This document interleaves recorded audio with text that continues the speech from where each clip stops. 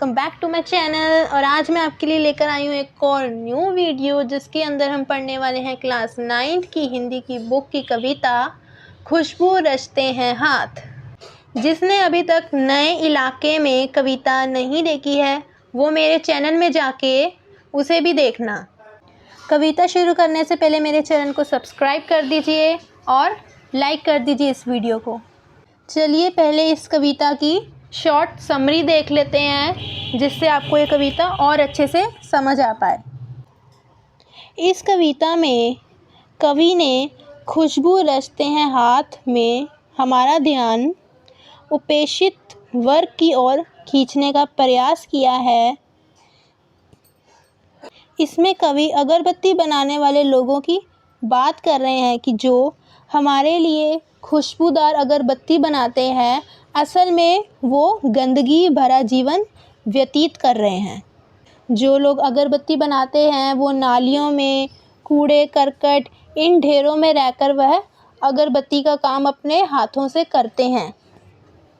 और इसमें कवि ने कई प्रकार के हाथों का भी जिक्र किया जो कि हम अभी अपनी कविता में पढ़ेंगे। हमारे जीवन में सुगंध बिखारने वाले जो उनसे लोग हैं वो असल में कहाँ रह रहे हैं? कूड़े करकट में, नालियों के आसपास, वहाँ रहकर वो अगरबत्तियाँ बना रहे हैं। और कवि कहता है कि ये कैसी स्थिति है, जो लोग हमारे जीवन में खुशबू फैला रहे हैं असल में वो कहाँ रहते हैं? बदबूदार इलाकों में रहते हैं। चलिए शुरू करते हैं अपनी कविता खुशबू रचते हैं हाथ।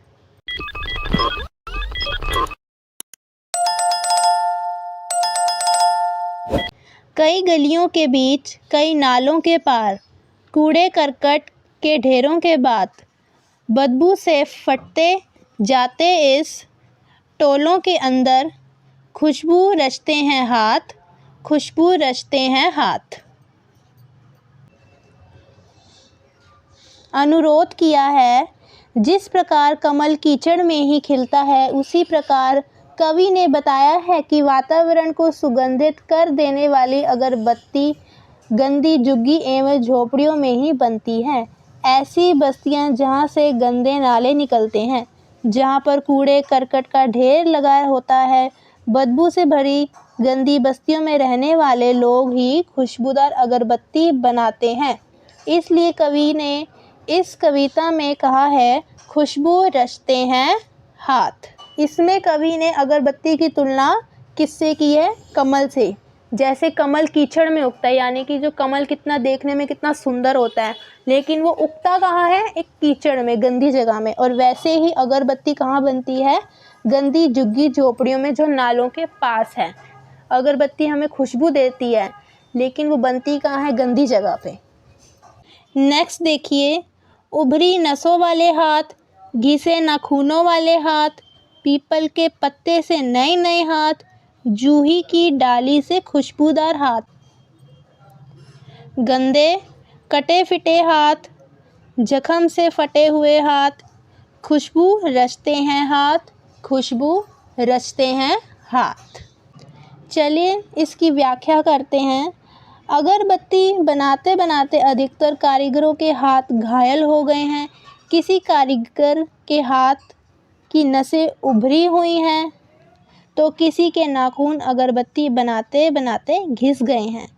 वहीं दूसरी ओर नए नए बच्चों के हाथ जो कि अभी अभी अगरबत्ती बनानी शुरू की है जिन्होंने, उनके हाथ कैसे हैं? पीपल के पत्ते की तरह मुलायम और नाजुक हैं।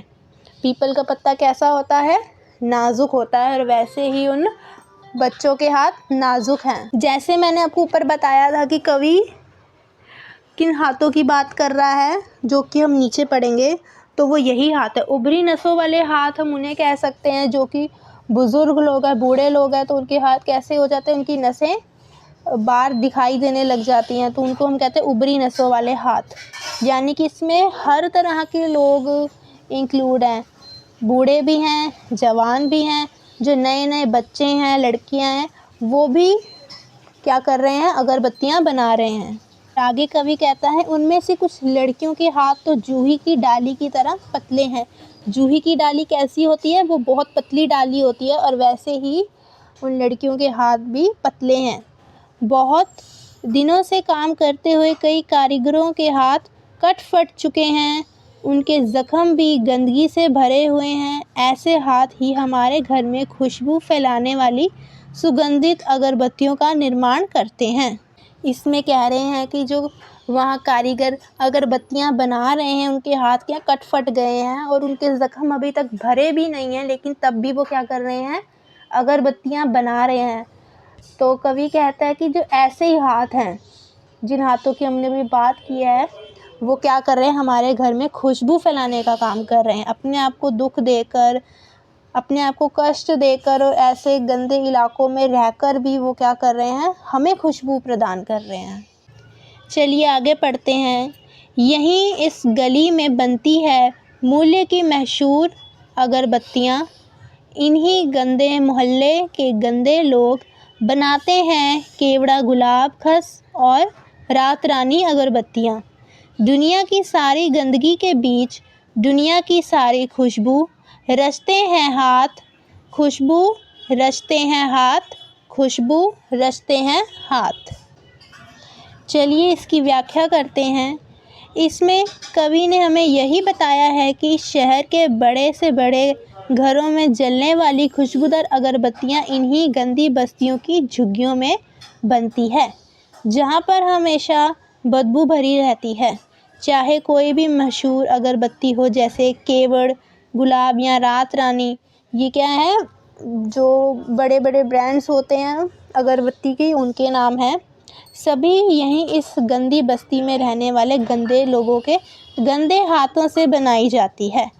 ये लोग खुद तो इतनी गंदगी एवं बदबूदार के बीच में रहते हैं, लेकिन दूसरों के घर को महकाने के लिए खुशबूदार अगरबत्तियों का निर्माण करते हैं। इसलिए लेखक ने कहा है, सारी गंदगी के बीच भी खुशबू रचते हैं हाथ। इसका मतलब कि जो बड़े बड़े लोगों के घर में भी पूजा में अगरबत्तियाँ जगाई जाती हैं, वो भी कौन बनाता है, ये गंदे लोग ही बनाते हैं, जो गंदी जगहों पर रहते हैं, जिनको हम कहते हैं कि बहुत नीच लोग हैं, और इतना कष्ट सहकर भी वो हमारे लिए अगरबत्तियाँ बनाते हैं, हमें खुशबू देते हैं।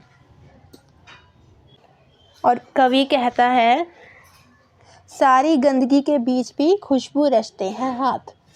इतनी गंदगी के बीच में रहकर भी वो लोग क्या हैं, हमारे लिए खुशबू रचते हैं, हमारी ज़िंदगी को खुशबूदार बनाकर खुद गंदगी में जीवन व्यतीत करते हैं। आई होप गाइस आपको मेरी ये कविता समझ में आई होगी।